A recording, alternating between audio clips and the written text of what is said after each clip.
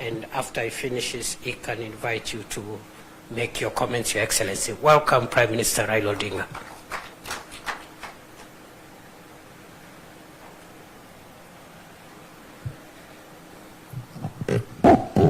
Your Excellency, na viongozi wote ambao wamefika hapa, hamjambo. Hamjambo tena.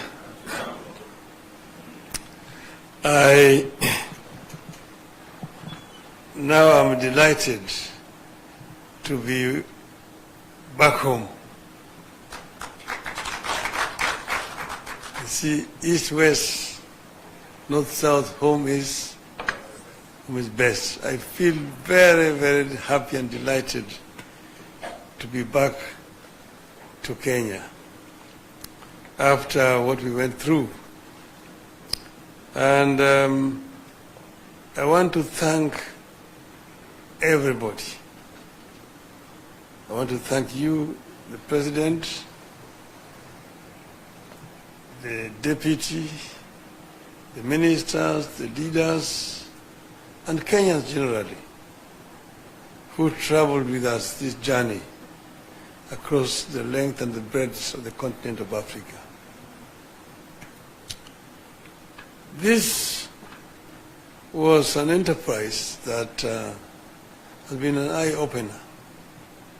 It gave us opportunity to understand our continent better, to engage and talk with the leaders across the whole continent of Africa, north, south, east, west. We now know more clearer the challenges that faced our continent. I have an opportunity to meet with over 40 presidents of African countries in their own capitals, and talk to them not just about my candidature, but also listen to them tell me the challenges that they are facing as countries. If you listen to the talks, you see that problems are facing our continent are very similar in nature. And you also get to realize that most of them, of course, are historical. The roots in the way Africa has, the way the neo-colonial system has continued to exploit Africa after political independence. So we came up with a program to make Africa work. We came up with a program first to bring peace, to silence the guns in the continent. Because without peace there can be no development. And all over Africa guns are singing, despite the resolution that was made in 2013 to silence them by 2020. We came up with a very ambitious program of infrastructure development to interconnect our continent. We also came up with a program of how to tackle the issue of climate change.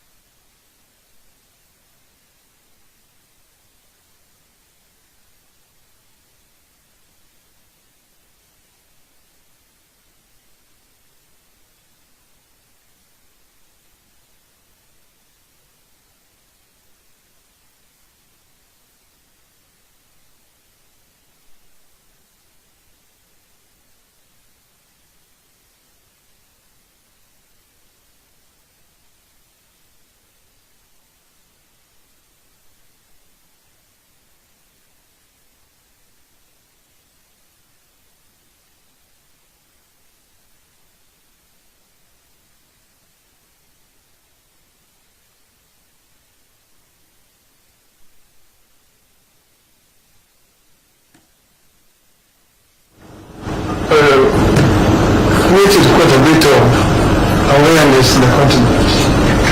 I'm very grateful for the reception that I received throughout the continent. And finally, we went to Addis. Before we went to Addis, the women of Kenya, all women hosted a prayer meeting for me. Of Kenya.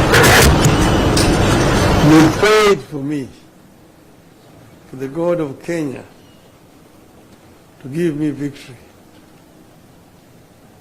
And I told them, look, I'm going to Addis, and you shouldn't be worried. You shouldn't be worried at all. Because I was actually picking this from a story I got from a friend of mine. But you should never worry at all.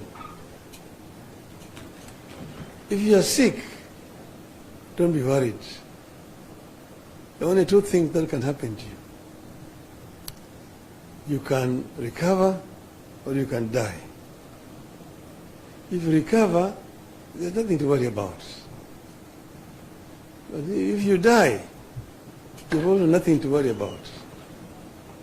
Because if you die as a Christian or as a Muslim,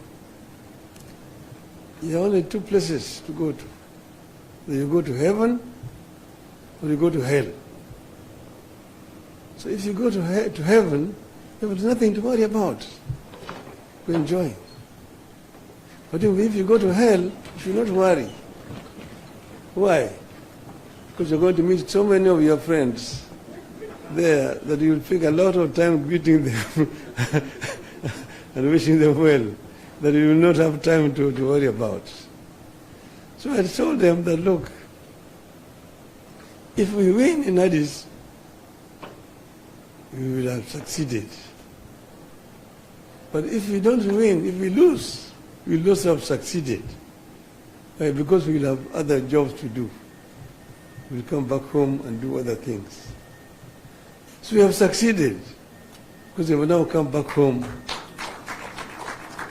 to join you people here, back home. So I am very grateful to be back home. I want to thank again my brother, younger brother, President William Ruto, who stood by me. He never asked me to run. I announced myself that I was going to run for this position of chair of African Union Commission. And he only came after I made the announcement to say that he was supporting my candidature.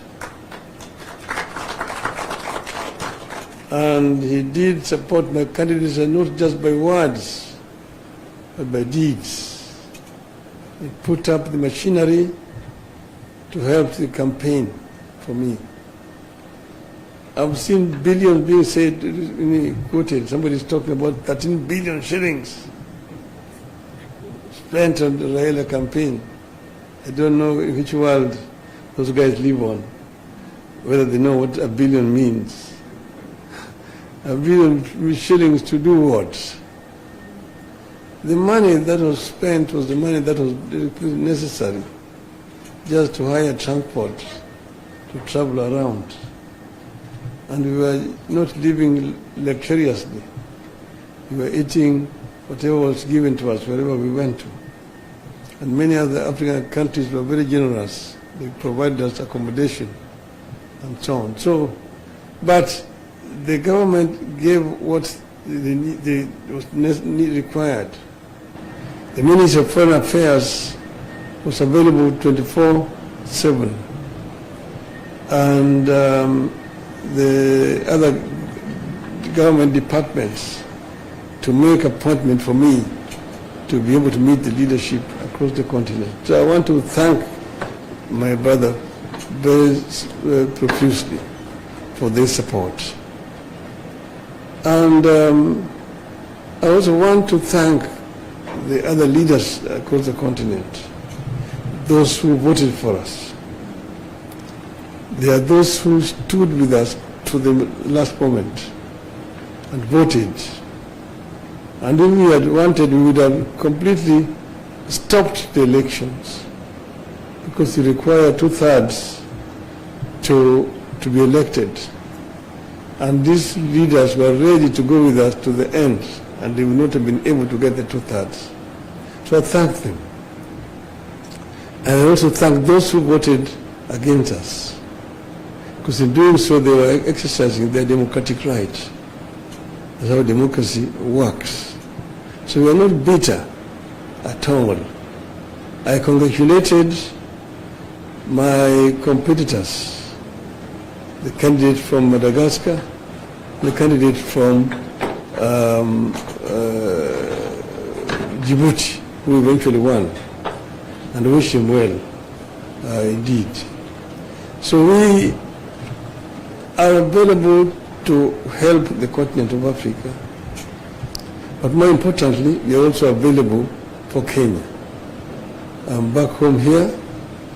I'm going to meet with my friends, my supporters, and I'm going to consult widely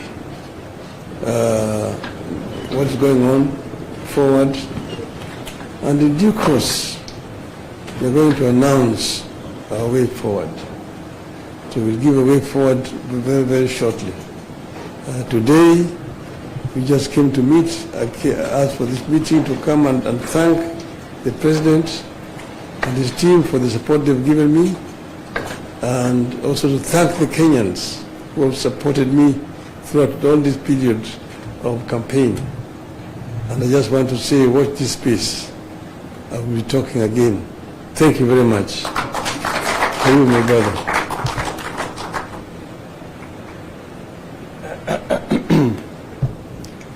Thank you very much, ladies and gentlemen.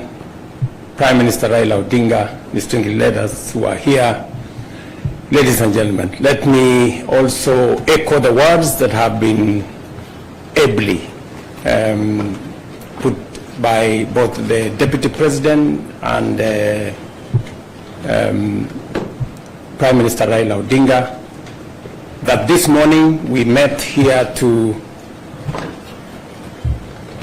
bring closure to our candidature as a country through Raila Odinga for the Africa Union Commission Chair. As you are all aware, when Prime Minister Raila Odinga announced that he wanted to run for the position of Africa Union Commission Chair, as President and leader of this country, Raila Odinga being a leader in our country and a candidate, I took the position that this was not about Raila Odinga the person, it was equally about Kenya the country. And we processed his candidature through cabinet, and cabinet took the decision that we were going to deploy support from the government of Kenya, as has been done before, to support the candidature of Raila Odinga. I am very proud that Raila Odinga put forth a formidable, serious candidature across the African continent. He was available for all the appointments that were made for him. He made journeys on air and on the road to different capitals, different cities, to canvass his candidature on his own behalf and on behalf of Kenya. His candidature brought all Kenyans together. I think his candidature attracted support from the different political sides people in the opposition, people in government, everybody, we were united behind the candidature of Raila Odinga for the Africa Union Commission chair. And this morning, we take the opportunity to thank everybody who made a contribution, big and small, to the candidature that was put forward by Kenya of Prime Minister Raila Odinga. I wish to thank my brothers and colleagues across the continent of Africa for their show of solidarity and the support they extended to Kenya and to Raila Odinga as he put forward his candidature. And also thank them that when it became necessary that we make the decision not to have a stalemate and not to end up with a situation where there would be no chair, they also made the patriotic decision to support whoever eventually won. So as a continent, we are proud that we went through an election.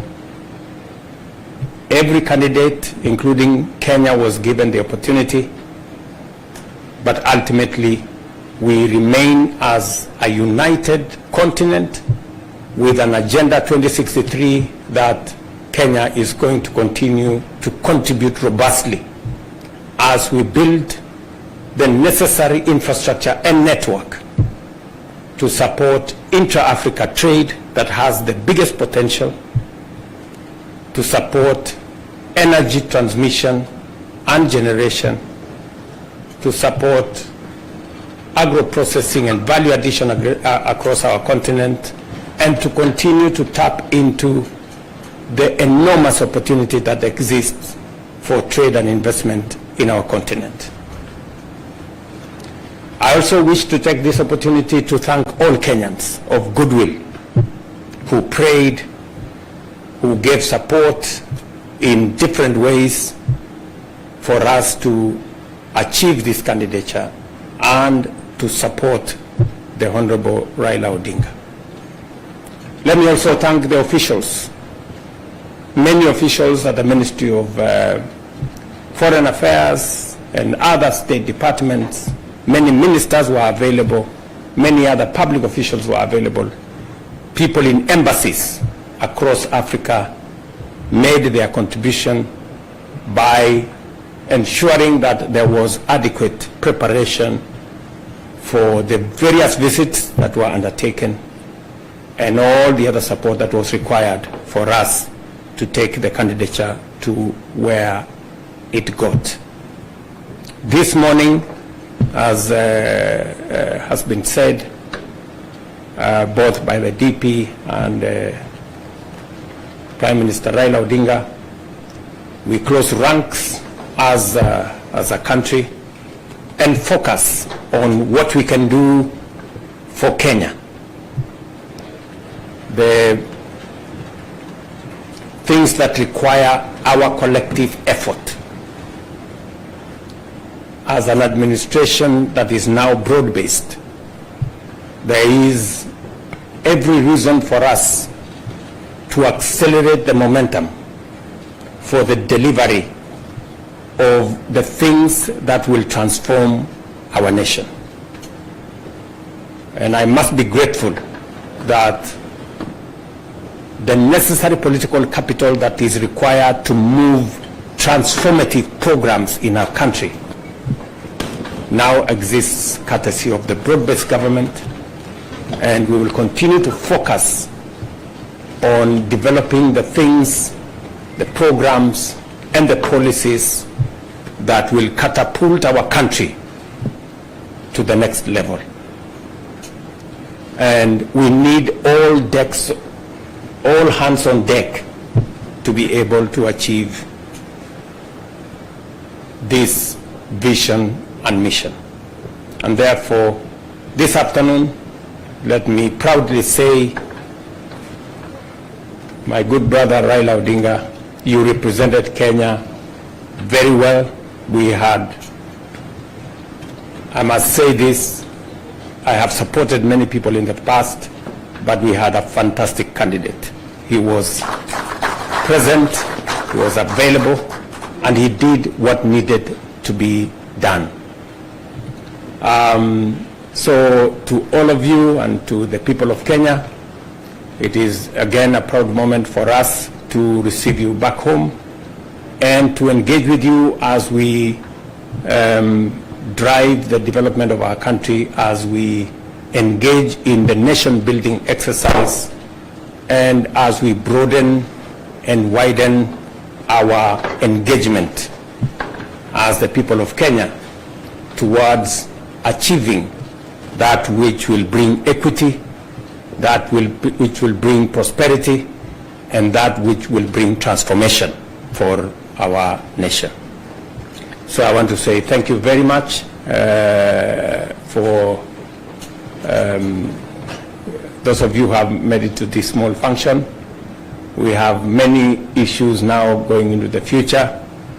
I will be in this part of the course for the next 1 week on matters development and to see how we can harness all the energies and the opportunities we have for pushing our development forward. Among the things we will be doing this week is to sign off investment into the Dongo Kundu Special Economic Zone. The president of the Afri-Exim Bank will be here on Friday. And finally, we have an investment roadmap for the Dongo Kundu that will unlock the huge industrial potential of the port of Mombasa and the coast region, and for our country as well, and all the other things that we'll be doing in between, the road programs, the electricity programs, and all the other programs that we will be engaged in. And I want to thank the leadership of the coast region for putting all the programs together as we focus on the transformation of our country. So to all of you, I want to say thank you very much. Asanteni sana. As former Prime Minister Raila Odinga, there will be extensive consultations across the political divide as we work towards the unity of our country and the progress of Kenya. Thank you very much, and may God bless you. Asante. Welcome to lunch.